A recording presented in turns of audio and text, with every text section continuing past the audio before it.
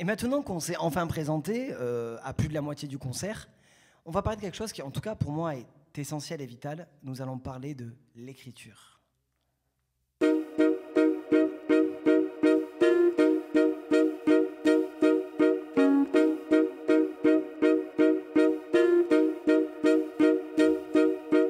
Être pour la paix plutôt que pour le paraître, partie du petit peuple et pas pénible prêtre.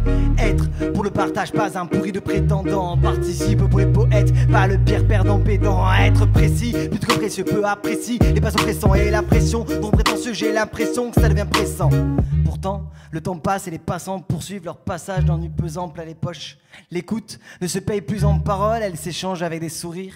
Les pensées perdent leur puissance dans un monde où on ne fait que courir. Et moi, qui change la plume en planche, parle du nectar des mots alors que je suis toujours étanche. Briller ou ternir, de quel côté je penche? Faut-il que je t'empêche d'être triste et te donner la pêche? Faut-il que je te transperce et trouver les mots qui te fâchent? La poésie embellit ce que l'on devrait embaumer. C'est l'esprit qui se décrit, cache qu'il est abîmé. Alors quoi écrire? Un écrin craintif pour croire que le crépuscule ne criera pas, ou un écran créatif qui écrit une œuvre qui nous caressera? Je crains de ne pas être clair. Dois-je vous faire rire à tout prix, même celui de la bouffonnerie? Dois-je vous parler d'amour avec un regard de saphir et des lèvres en velours? Dois-je vous dicter ma vérité sur un ton sec et un teint hérité? Dois-je brandir ma technique en étendard, me branler sur la beauté du matin au soir?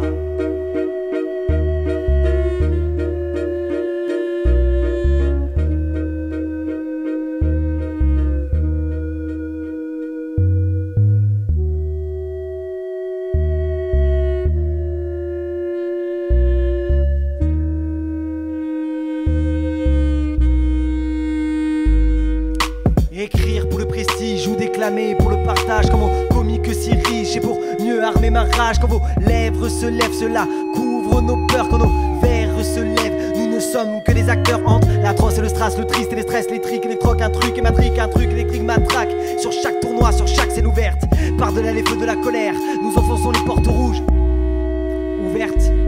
Entre les quoi du commun et les coups du commun, entre les claquements et le coup qui commun constate que les claques nous calment, ou combattre comme des copains qui clament. Dois-je être ton pote, le rigolo, celui qui te fait boire jusqu'à oublier qui tu es?